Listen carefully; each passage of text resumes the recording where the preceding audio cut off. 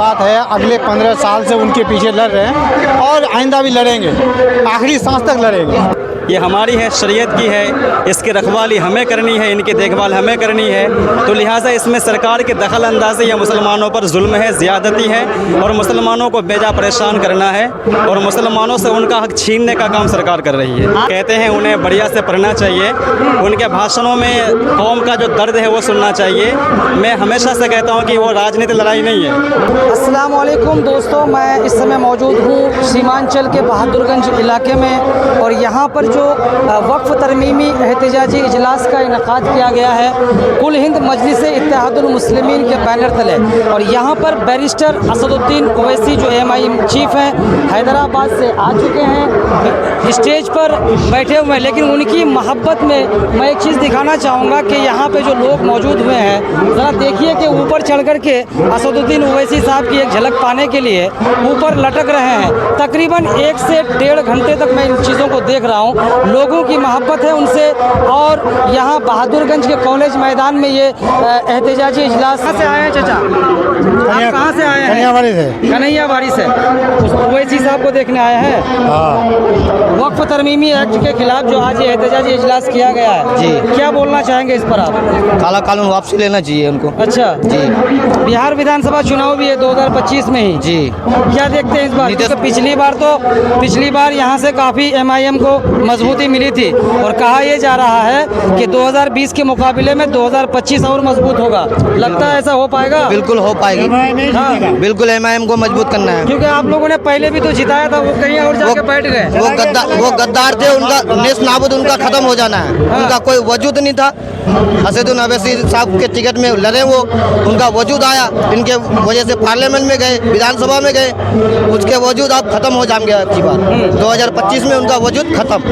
अच्छा, पिछले 2000 सुनिए ना, आपको दलाली करना चाहिए था। 2020 जो विधानसभा चुनाव हुआ था उसमें आप सीमांचल के लोगों ने झोला भर के MIM को वोट दिया था और यहाँ से जिताए भी थे कई विधायक को, लेकिन दूसरी तरफ जाके बैठ गए। दूसरी तरफ जो बैठ गए जाके, तो उसे वही बात तो आपको कह रहा हूँ कि वो दलाली करना था उनको, इसलिए वो दलाली करके जाके। वो तो कह रहे हैं कि अवाम के लिए काम करना है तो जाना ही अवाम के लिए काम करना था, वो टिके रहना था, नहीं करना चाहिए था, इसके लिए वो भाग गया। अच्छा जी, इस बार क्या देखते हैं? इस बार वही MIM मजबूत है। लोग तो कुछ और ही कह रहे हैं कि इस बार जो महागठबंधन है अलग है, NDA की गठबंधन अलग है। लोगों की बात तो नहीं कह सकते हैं, हमारा जो जज्बात है अगले 15 साल से उनके पीछे लड़ रहे हैं और आइंदा भी लड़ेंगे, आखिरी सांस तक लड़ेंगे, चाहे जो मजबूती के साथ हम लोग लड़ेंगे MIM के लिए। MIM के लिए। अब इसी बीच ये वक्फ तरमीमी कानून जो आया है, इसको ये संशोधन कानून, उसके खिलाफ असदुद्दीन ओवैसी साहब की जो लड़ाई है उसे आप कैसे देखते हैं? क्या ये राजनीति लड़ाई है या फिर ये कौम की लड़ाई है? ये लड़ाई राजनीति नहीं है, ये सियासी से हट के देखा जाए तो मुसलमानों पर बड़ा जुल्म हो रहा है। ये शरीयत पे हमला है। अभी आपने देखा होगा आर्टिकल 370 कश्मीर से हटाया गया था, वहाँ पर जुल्म हुआ। यूनिफॉर्म सिविल कोड लाया गया जो मुसलमानों के खिलाफ था। फिर उसके बाद NRC आया, लाने की तैयारी है यूनिफॉर्म सिविल कोड, वो लाने की तैयारी चल रही है, वो तैयारी चल रही है। उनके अलावा अभी जो वक्फ तरमीमी कानून आया है, जो मुसलमानों की मिल्कियत है, जो वक्फे की प्रॉपर्टी है, ये हमारी है, शरीयत की है, इसकी रखवाली हमें करनी है, इनकी देखभाल हमें करनी है।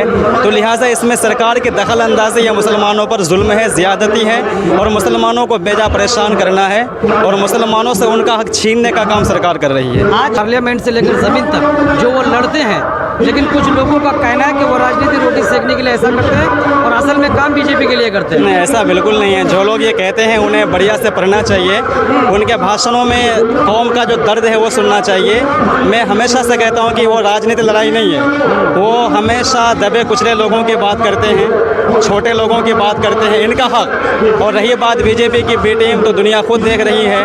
अगर वाकई में ऐसी बात होती तो आज यहाँ इस तपती हुई धूप में इतने सारे लोग एक नई उम्मीद लेके उनके भाषण सुनने के लिए आए हैं, एक नया भविष्य के लिए, एक नई सोच के साथ। तो जो लोग ये कहते हैं कि BJP की बी टीम है या मिली हुई है, गलत कहते हैं। ऐसा बिल्कुल नहीं है। और इनके भाषण, इनकी बातें सियासी से अगर हट के देखा जाए तो शरई तौर पे हम मुसलमानों के लिए, निचले लोगों के लिए बहुत मुफीद है, बहुत ज़रूरी है। तो आने वाले विधानसभा चुनाव 2025 जो बिहार में बस कुछ ही महीनों में हो हल्ला शुरू हो जाएगा, उस पर क्या देखते हैं कि उस ओवैसी साहब की जो ये ज़मीन सीमांचल बनी थी वो वैसी ही कायम है या फिर कुछ बदलाव होने वाला है? अल्हम्दुलिल्लाह कायम तो है, कुछ कमियां सब में आती हैं, इसमें भी आए थे। आपने देखा होगा हमारे यहाँ के 4 जीते हुए विधायक जो पार्टी बदल के दूसरे में गए थे, उसका कुछ असर पड़ा है। लेकिन उसके बाद तौसीफ साहब जो बहादुरगंज विधानसभा में इनको उम्मीदवार बनाया गया है या आए हैं, तो लोग इनके साथ हैं। और अल्हम्दुलिल्लाह हमारा यही मानना है कि MIM किसी को भी टिकट दे, हम MIM के कैंडिडेट को ना देखते हुए ओवैसी साहब को देखते हैं और अपनी आवाज़ को बुलंद कहते हैं और उनके साथ लब्बे कह के खड़ा रहते हैं। आप कुछ बोलेंगे भाई साहब? जिस तरह से